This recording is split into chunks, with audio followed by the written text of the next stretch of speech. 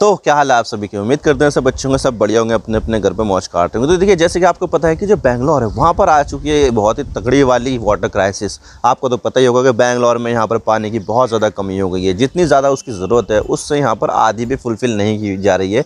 और इसी वजह से जो बैंगलोर का जो प्रशासन है, वहाँ की जो सरकार है, उन्होंने यहाँ पर कह दिया कि भाई गैर ज़रूरी चीज़ों में यहाँ पर पानी का इस्तेमाल नहीं होना चाहिए, वरना तो यहाँ पर आपके ऊपर 5,000 रुपये का जुर्माना लगा दिया जाएगा। और इसके अलावा यहाँ पर पानी की इतनी ज़्यादा कमी है कि यहाँ पर सब्जियों को भी पानी नहीं मिल पा रहा है, जिसकी उसका जो प्रोडक्शन है वो गिर रहा है और उसके जो प्राइसेस है वो काफ़ी ज़्यादा बढ़ गए हैं।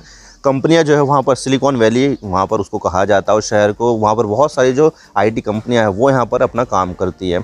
तो जो सिलिकॉन वैली के जो वहाँ पर जो एम्प्लॉई है उनसे यहाँ पर कह दिया है कि भाई वर्क फ्रॉम होम से काम करो, क्योंकि यहाँ पर जो है पानी की इतनी ज़्यादा जो है सप्लाई है नहीं। और इसके अलावा यहाँ पर जो रियल एस्टेट सेक्टर है वो भी यहाँ पर काफ़ी ज़्यादा गिर गया है, क्योंकि देखा जाए तो जो रियल एस्टेट सेक्टर है वहाँ पर इतनी ज़्यादा बिक्री हो नहीं रही है। और इसकी वजह ये है कि यहाँ पर पानी की बहुत ज़्यादा कमी है। भाई वहाँ पर लोग यहाँ पर घर लेना क्यों चाहेंगे जहाँ पर पानी की कमी है। और इसके अलावा जो रेंट है वो भी यहाँ पर काफ़ी ज़्यादा डाउन हो गया है। तो बहरहाल यहाँ पर जो है बैंगलोर की ये सब कहानी चल रही है। और यहाँ पर जो है वाटर की राशनिंग की जा रही है कि भाई एक बंदे को इतने पानी मिलेगा और इतने दिन की इतने घंटे की सप्लाई की जाएगी।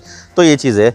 लेकिन यहाँ पर मसला ये है कि ये ना सिर्फ बैंगलोर में हो रहा है, बल्कि यहाँ पर जो पूरा जो साउथ इंडिया है वहाँ पर वाटर क्राइसिस यहाँ पर देखने को मिल सकती है। और रिसेंटली यहाँ पर सेंट्रल वाटर कमीशन की एक रिपोर्ट आई है, जिसमें यहाँ पर ये बताया गया कि सिर्फ बैंगलोर में नहीं बल्कि यहाँ पर जो पूरा जो साउथ इंडिया है वहाँ पर हमें वाटर क्राइसिस देखने को मिल रही है। और जितने भी यहाँ पर डैम है, रिजर्वायर है, वहाँ पर जितनी पानी की जो कैपेसिटी है उसका यहाँ पर बिल्कुल भी यूटिलाइज़ नहीं हो रहा है, क्योंकि यहाँ पर पानी है ही नहीं। जो वाटर लेवल है वो बहुत ज़्यादा डाउन हो गया है। तो आज इसके बारे में पूरी डिटेल के साथ बात करते हैं क्या हो रहा है और यहाँ पर किस तरह की यहाँ पर जो परेशानियाँ है वो देखने को मिल रही है।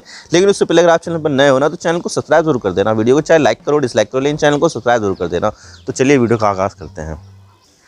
तो यहाँ पर केंद्र सरकार की एक वाटर कमीशन है, सेंट्रल वाटर कमीशन, उसकी एक रिपोर्ट पब्लिश हुई है। तो उसमें यहाँ पर यह बताया गया है कि यहाँ पर पानी की बहुत ज़्यादा कमी देखने को मिल रही है।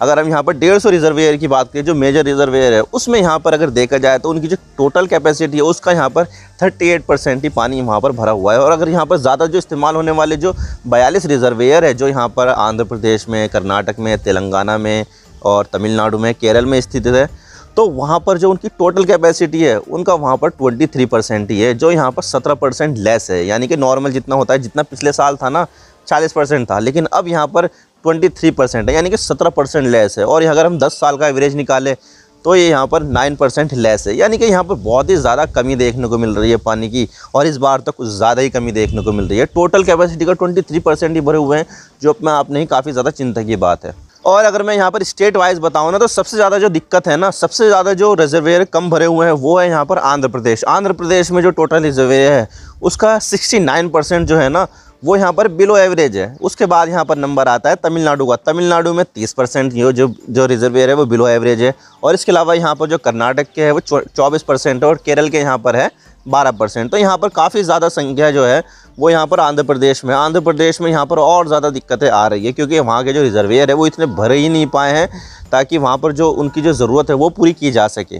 वो जो 12% था वो तेलंगाना के लिए था। अगर हम देखा जाए तो केरल ही एक ऐसा स्टेट है जहाँ पर जो वाटर लेवल है वो वहाँ पर एवरेज से 1% ज़्यादा है। यानी कि यहाँ पर अगर देखा जाए तो केरल को छोड़ के बाकी जितने भी स्टेट्स हैं वहाँ पर उन सब में यहाँ पर वाटर स्कार्सिटी देखने को मिल सकती है। और इसके अलावा यहाँ पर जो 2 मेन रिवर है, जैसे कि कृष्णा है और कावेरी है, वो जो है वहाँ पर पानी इतना है ही नहीं। यानी कि नॉर्मल से जो पानी है वो यहाँ पर बहुत ज़्यादा कम है। आपको तो पता ही होगा कि जो कावेरी नदी है वो तमिलनाडु और कर्नाटक दोनों के लिए लाइफलाइन है। और इसके अलावा जो कृष्णा नदी है वहाँ पर भी काफ़ी ज़्यादा रिजर्वेयर है, बहुत सारे जो स्टेट्स है उनको यहाँ पर पानी जाता है।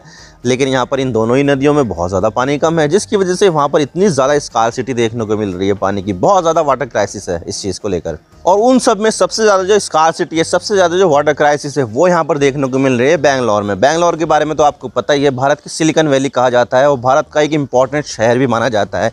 लेकिन वहाँ पर आ रही बहुत ही तकड़ी वाली वाटर क्राइसिस, जिसकी वजह से वहाँ पर जो है बहुत ज़्यादा समस्या देखने को मिल रही है। अब देखा जाए तो इसके पीछे जो वजह है बैंगलोर में जो आई है वो है यहाँ पर जो ग्राउंड वाटर है वहाँ पर इतना ज़्यादा पानी ना होना। क्योंकि देखा जाए तो ग्राउंड वाटर है वहाँ पर इतना ज़्यादा इस्तेमाल किया गया है कि भाई यहाँ पर जो पानी का जो लेवल पहले होता था वो वहाँ पर है ही नहीं, अब वो बहुत ज़्यादा नीचे चला गया है।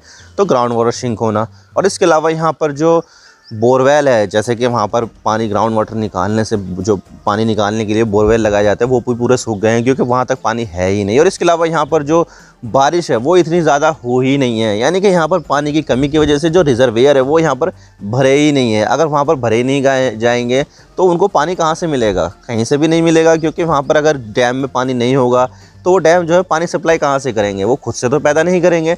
तो ये चीज़ देखने को मिल रही है और बेंगलोर में इतनी ज़्यादा सप्लाई देखने को कम मिल रही है।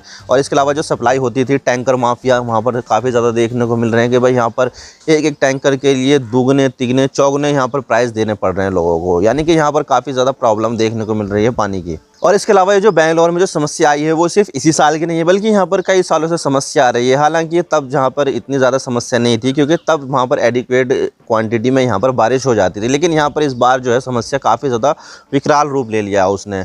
और यहाँ पर जो पानी की जो समस्या है वो बहुत ही ज़्यादा तगड़ी देखने को मिल रही है। और यहाँ पर 2018 में एक रिपोर्ट पब्लिश की गई थी जिसमें यहाँ पर ये बताया गया था कि यहाँ पर अगले 10 सालों में यानी कि 2028 तक बेंगलोर के जो लोग हैं उनमें से 40% को यहाँ पर ड्रिंकिंग वाटर मिलेगा ही नहीं, यानी कि यहाँ पर जो पानी की जो समस्या है वो और ज़्यादा बढ़ती जाएगी। अभी तो मिल रहा है, कहीं ना कहीं से जुगाड़ करके जो है ना पानी लेकर आ रहे हैं, लेकिन फिर भी यहाँ पर जो 2028 का जो साल होगा तब तक यहाँ पर 40% लोगों को यहाँ पर पीने का पानी की समस्या देखने को मिलेगी। और अगर हम यहाँ पर बारिश की बात करें तो बारिश यहाँ पर पिछले साल हुई थी बहुत ज़्यादा कम, क्योंकि देखा जाए तो जब मानसून सीज़न था ना तो तब यहाँ पर एवरेज से 8% कम हुई थी। और इसके अलावा वहाँ पर विंटर सीज़न में भी जो है बारिश होती है तो विंटर सीज़न में वहाँ पर एवरेज से 13% पानी जो है कम गिरा था। तो जिसकी वजह से वहाँ पर जो डैम्स वगैरह थे, जो रिजर्वेयर थे, पानी जहाँ पर इकट्ठा होता था, तालाब वगैरह, लेक वगैरह, तो वो इतने ज़्यादा भर नहीं पाए हैं। और यहाँ पर जो साउथ इंडिया है वो बारिश के पानी के ऊपर काफ़ी ज़्यादा निर्भर करता है और बारिश का पानी वहाँ पर उनके लिए संजीवनी की तरह होता है। लेकिन वहाँ पर ये बारिश का पानी इतना वहाँ पर हुआ ही नहीं, बारिश इतनी ज़्यादा वहाँ पर हुई ही नहीं है केरल को छोड़कर। केरल तो वहाँ पर हमेशा पानी में डूबा ही रहता है और वहाँ पर नदियाँ वदियाँ बहुत ज़्यादा हैं। तो यहाँ पर जो पानी की जो समस्या है वो साउथ इंडिया में और ज़्यादा देखने को हमें मिलेगी और यहाँ पर जो पानी की जो दिक्कत है वो और ज़्यादा देखने को साथ में मिलेगी, लेकिन लोगों को पीने का पानी भी यहाँ पर मैसर नहीं होगा। और ये जो पानी की जो समस्या है ना वो हमें आगे भी देखने को मिलेगी, क्योंकि अभी तो शुरुआत ही है गर्मियों की। अभी तो यहाँ पर 2 महीने बाकी है, अप्रैल का, मई का, और इसके अलावा जून में भी बहुत ज़्यादा तगड़ी वाली गर्मी पड़ेगी। तो यहाँ पर 3 महीने जो होंगे वो बहुत ज़्यादा क्रिटिकल रहने वाले हैं साउथ इंडिया के लिए। जब तक यहाँ पर मानसून की बारिश नहीं आती थी तब तक यहाँ पर बहुत ज़्यादा दिक्कतें होने वाली है। जैसे ही वहाँ पर मानसून की बारिश आनी शुरू होगी तो वहाँ पर जो रिजर्वेयर है, जो डैम्स वगैरह है, लेक वगैरह है, वो सब भरने शुरू हो जाएंगे। लेकिन तब तक तो वहाँ पर भी दिक्कतें बहुत ज़्यादा देखने को हमें मिलेगी ही। और जो सिर्फ बेंगलोर ही नहीं बल्कि पूरा साउथ इंडिया है वो इस चीज़ से लेकर इम्पैक्ट हो रहा है। और इसके अलावा जो अल नीनो का जो इफेक्ट है उससे भी यहाँ पर काफ़ी ज़्यादा प्रभाव पड़ा और यहाँ पर गर्मी ज़्यादा बढ़ गई है, जिसकी वजह से पानी जो है उड़ रहा है और इतनी बारिश भी नहीं हो पा रही है। तो अब देखते हैं कि बेंगलोर की जो क्राइसिस है वो कितनी ज़्यादा गहरी होती है और इसके अलावा यहाँ पर बारिश भी कब तक हमें देखने को मिलेगी, जिसकी वजह से वहाँ पर पानी की जो समस्या है वो यहाँ पर जो है ख़त्म हो जाए। आई होप आपको सारी बातें समझ में आ गई होगी। मैं तो बस इतना ही कहना चाहता हूँ, अगर वीडियो थोड़ा सा भी पसंद आए तो लाइक ज़रूर कर देना और चैनल पर नए हो तो चैनल को सब्सक्राइब जरूर कर देना। आपकी एक सब्सक्रिप्शन से हमें आगे कंटेंट बनाने की मोटिवेशन मिलती है। Thank you for watching. I really appreciate your precious time. God bless you all. Now signing off.